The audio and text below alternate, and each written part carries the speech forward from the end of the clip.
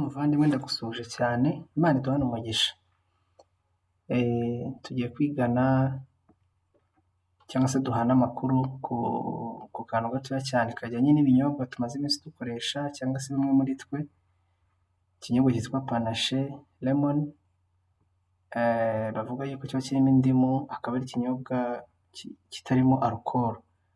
Uyu munsi rero tugiye kwibaza tuti mbese koko Panache ni inzoga cyangwa ntabwo ari inzoga? Ese abakristo bakwiye gukoresha Panache cyangwa se abavuga ko batanywa inzoga bakabaye bakoresha Panache? Iki ni cyo tugiye kuganiraho, muri kumwe nanjye Majabu Areruya Tito. Iki kintu nakibajijeho kandi ngikoraho ubushakashatsi,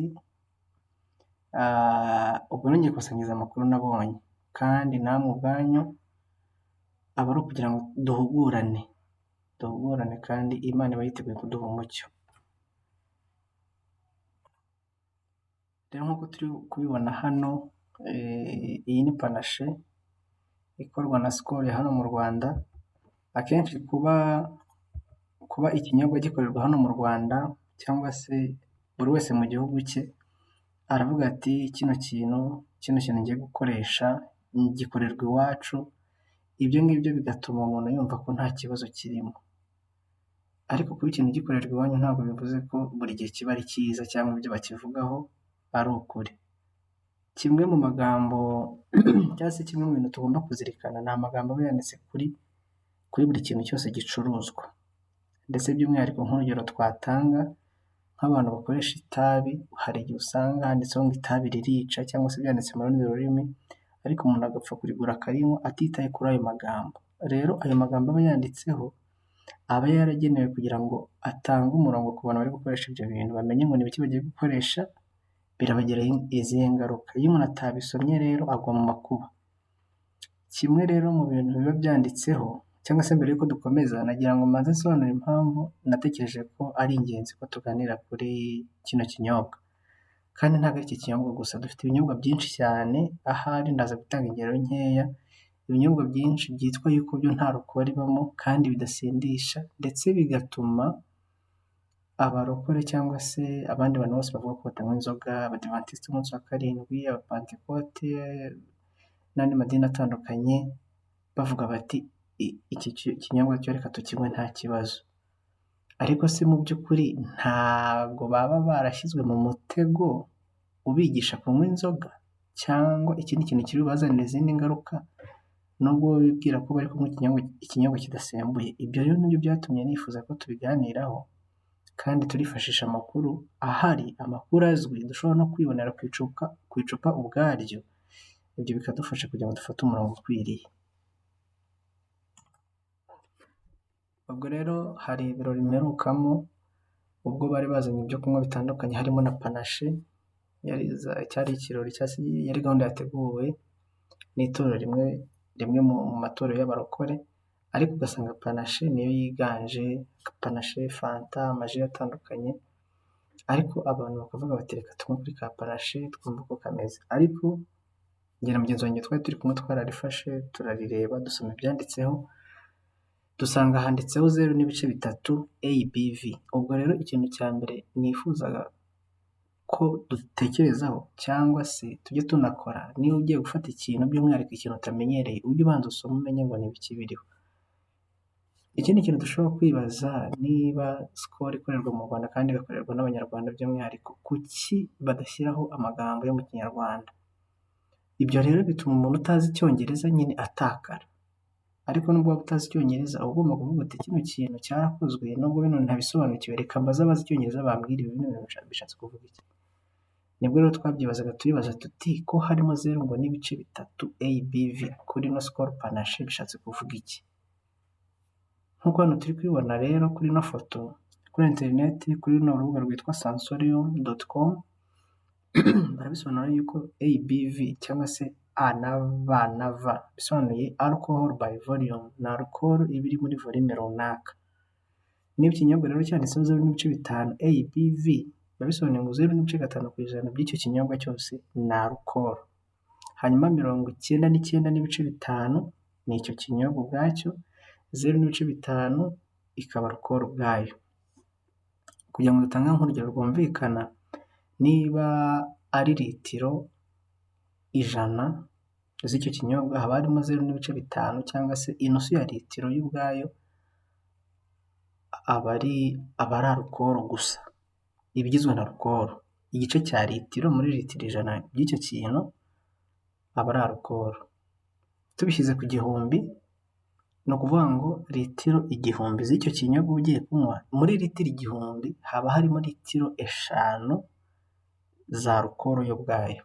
Ubu nagira ngo mbisobanure neza, igihe cyose ugiye kunywa ikinyobwa ugasanga handitseho ngo ABV, ujye witonda umenye ngo iriya ni alcohol by volume, ni ingano ya alukoro iri muri volume runaka cyangwa se muri litiro runaka haba harimo alukoro ingana gutya. Icyo nicyo bishatse kuvuga. Ibyo narabibonye ndavuga nti ese ibi bintu ko wenda nshimye mbibonye nkanagira amatsiko nkabikoraho ubushakashatsi, ariko uretse n'ibyo hari ukuntu umuntu agira amakenga akavuga ati kino kinyobwa byonyine kuba cyanditseho sikoro umuntu akagiraho ikibazo. Ndetse hari n'ibindi byinshi tubasha kubona, hari biriya binyobwa byasohotse byitwa maritona, hari n'ibindi byinshi cyane bavuga ko bitarimo alukoro, n'ibindi byose tunywa abantu bamenyereye na ziriya fanta tunywa, abantu bajya babyibazaho bakora ubushakashatsi bibaze bati kino kintu nubwo cyo bari kugitaka basa nk'abari guha ikaze abakristo bakavuga ati namwe twarabazirikanye twabakoreye ibi, ariko umuntu agiye yibaza anabigenzura. Ubwo rero iyo panache by'umwihariko abenshi barazinyweye n'abandi baracyazinywa, bazinywa bazi ko nta alukoro na nkeya irimo, ariko iyo usomye usanga ari pourcentage runaka. Ariko dukomeje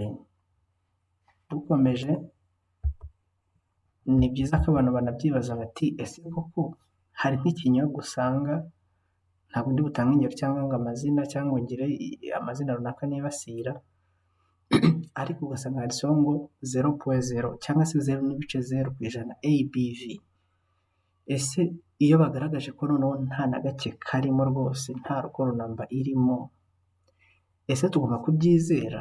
Hano hari ubushakashatsi nubwo ntigeze mbijyamo cyane, ariko ugiye nawe kuri internet ukandikamo kino kibazo, what is an alcoholic beer? Ese ziriya nzoga bivuga ngo zitwa inzoga ariko zitagira alukoro, ese bishatse kuvuga iki? Ibyo nabyo tugomba kubyibaza.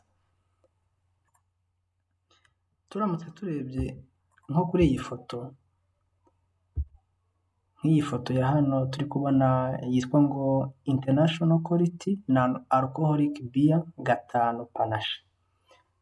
Iyi ni panache yo mu Rwanda ariko nanone yitwa 5, yakorewe hano mu Rwanda ariko ikitwa ngo non-alcoholic beer. Bisobanuye ngo ni ubwayo ni inzoga, nabo bayita ko ari inzoga ariko ngo ikaba ari inzoga itagira alukoro. Ibyo nabyo nifuje ko tubyibaza.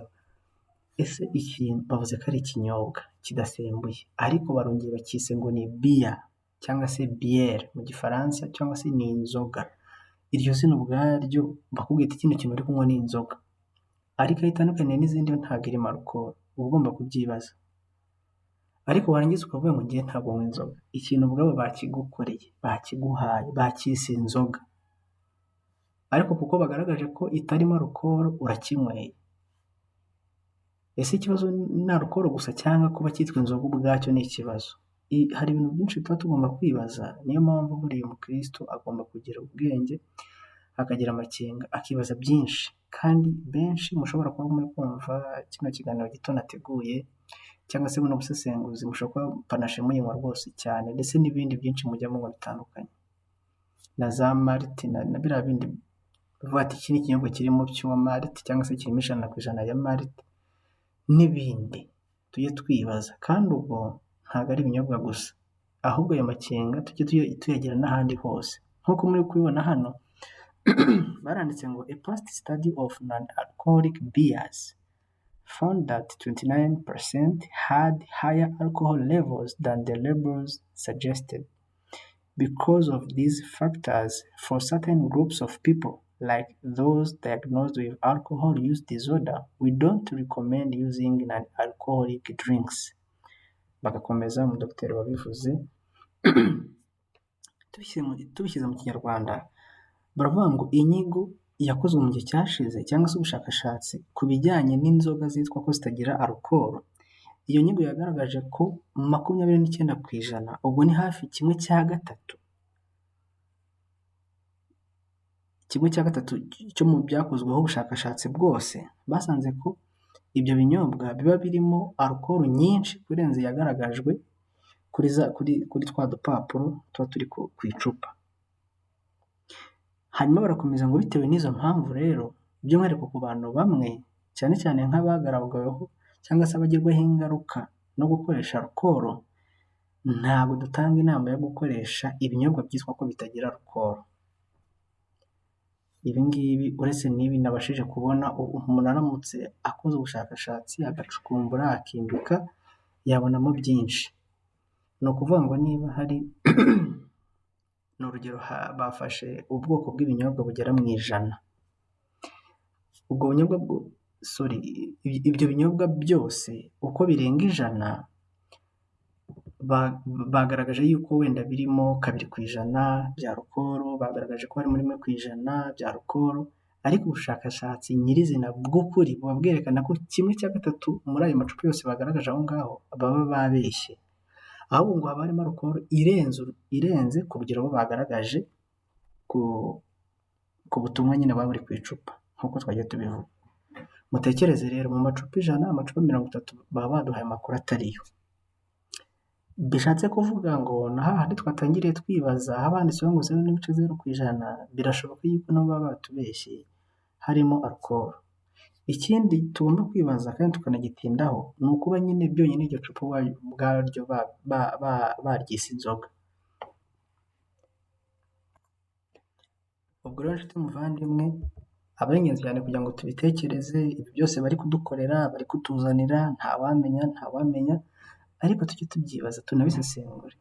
Nawe muntu wakoresheje bino binyobwa ugapfa kubikoresha ukurikije uko abandi bari kubikora gusa nawe ukabigana, cyangwa se weho wari umaze iminsi ushima Imana ngo kuva navuka sinanywa inzoga, mu by'ukuri amahirwe menshi warazinyweye. Niba warakoresheje bino binyobwa twavuze n'ibindi nkabyo ukabikoresha utasomye ngo usesenguze ubaze iriya mibare yose yahaye ivuze iki, mu by'ukuri inzoga warazinyweye. Ahubwo ujya imbere y'Imana wihana icyo cyaha wakoze utabizi. Ariko aho umenyeye amakuru, guhera uyu munsi biba ari byiza ko umuntu agira amakenga akibaza. Ndetse ubwo ntabwo ari ku binyobwa gusa, ku biribwa, biriya bintu byose tubona ukabikoresha, amagambo ariho ntiwigeze uyasoma, rimwe na rimwe hariho ururimi utumva yego, rimwe na rimwe uranarwumva ariko wirengeje kubisoma ku bushake. Rero kudasoma ni indwara mbi. Ushobora kurinda unywa inzoga ukanywa n'amarikeri, inzoga zikomeye cyane wanze gusoma, wowe bakubeshye ngo ni iki, ngo ni umutobe uri kunywa. Rero nk'uko turi kubibona hano, n'uzajya ubona ikintu bavuze ngo ni non-alcoholic beer, iryo jambo ubwaryo niyo baba batavuze gutyo, bakavuga ngo ni alcoholic bagashyiraho ariko ziriya pourcentage ntago babishyiraho bahubutse cyangwa bibeshye, ahubwo ikiri ukuri ni uko n'izo bagaragaza akenshi ngo usanga zigeze gute, zirenze izo bavuze. Akantu gato nifuza gusorezaho, kwari kugira ngo duhugurane twungurane inama, n'abandi bashobora gutanga ibitekerezo cyangwa bagakora n'ubushakashatsi bwabo. Njyewe nagerageje kureba ese ubundi kuki bazita inzoga kandi nanone bavuga ko nta alcohol irimo. Nasanze mu by'ukuri batangira kuzikora izi nzoga zose bavuga ko zitagira alcohol, bazikoreye bande? Icyo nacyo nakibajije, kandi hari icyo bagaragaje. Basobanuye yuko izo nzoga cyangwa se ibyo binyobwa baba barabikoreye ba bantu banywaga inzoga mbere zirimo alcohol, ya alcohol igatuma basinda, hanyuma bagafata umwanzuro wo kuvuga bati reka inzoga tuziveho, nyamara ariko bakumva baracyakeneye kunywa ikintu gifite uburyohe bumeze nk'ubw'inzoga. Niho rero inganda bicaye baravuga ati bano bantu bashaka gucika ku nzoga, bashaka gucika ku gusinda, ariko bakaba bakifuza uburyohere bw'inzoga, reka tubakorere ibinyobwa bimeze nk'inzoga, biryoha nk'inzoga, bihumura nk'inzoga, ariko bitarimo alcohol, bitari basindisha. Aho niho rero umugambi wo gukora bino binyobwa bimeze gutya, bimeze nk'inzoga, bihumura nk'inzoga, biryoha nk'inzoga, ariko bikaba bitarimo alcohol, bitabasha gusindisha umuntu, niho bahereye babikora, biba bigenewe abo bantu. None se nk'abo nk'umukristo, ni gute wagakwiriye gukoresha bino binyobwa utari muri icyo cyiciro cy'abo bantu? Ikindi cya kabiri tugomba kwibaza, Bamwe mu bantu bigeze gukoresha inzoga kera bakazireka, iyo banyweye nka za panache ndetse n'ibindi bitandukanye, rimwe na rimwe bahita bakubwira bati iki kintu ni inzoga. Kubera iki?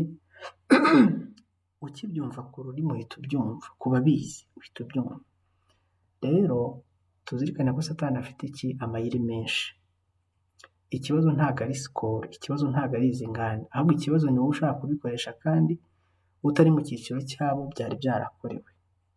Ikibazo ni wowe ubikonsoma, ukabinywa cyangwa se ukabirya, utigeze wita ku muburo batanze uri ku gipapuro ubwacyo cy'iryo cupa ugiye kugotomera. Rero naha buri wese kugira ngo tujye twisuzume tubitekereze. Turabona nk'urugero nk'iyi panache hano bari kwerekana ngo moins de 1% alcool.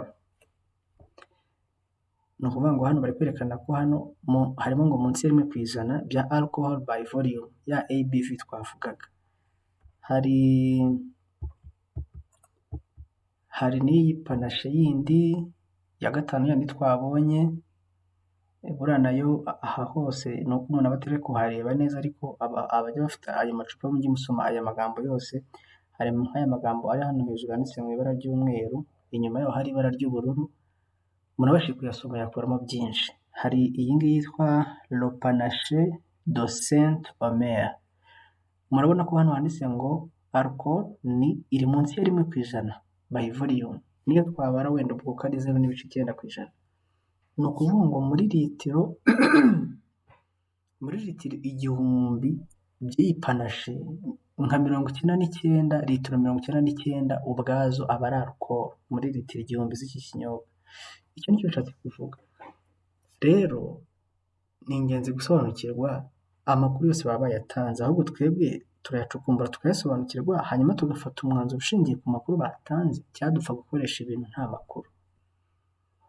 Ni nka kwa kundi umuntu ashobora kugura moto cyangwa se akagura imodoka nyinshi, akenshi izo babungabunze usanga zifite n'ibitabo byazo, amakataloge y'imodoka, bakakubwira ukuntu uzajya uyikoresha, uzajya uhindura amavuta yitwa gutya ryari, amavuta yitwa gutya uzahindura ryari. Iyo ubyirengagije cyangwa se ukagura icyo kintu ntiwite kuri kataloge, ntuyisome, ibintu byinshi birangirika, ugasanga imodoka n'urugero igupfiriye ubusa, igonze moteri n'ibindi. N'urugero nari ntanze. Rero natwe nk'abakristo by'umwihariko abategereje kuza kwa Yesu, twite kuri iki kintu cyane, tugenzure buri kintu cyose dukoresha, hazemo gusenga, kugenzura, gucukumbura, Uwiteka bidushoboze.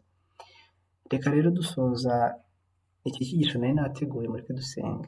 Mana yacu, turagushimiye cyane ko uduhaye amakuru nk'aya y'ingenzi. Birashoboka yuko twagiye dusitara bitewe no kwirengagiza imibereho yose twahawe, bitewe no gukora ibintu tutagize amakenga, ariko turagusanga uduhe amakenga ava mu ijuru guhera uyu munsi, kandi utubabarire aho twasitaye. Dushobora kuba twaranyweye inzoga tutabizi, ariko tubabarire, uduhe amaso ahumutse, kandi uduhishuriye ubugome bwa Satani n'uburyo Satani ashobora kuriganya imitima yacu kugira ngo twe gukora ibyo tuzi neza ko tugomba gukora. Ujye ubidushoboza kandi uduhe imbaraga, ikiruta byose uduhe umwiteguro ukwiriye, kugira ngo uzaza tuzitegure kubana nawe. Tugusabye tubyizeye mu izina rya Yesu, amen.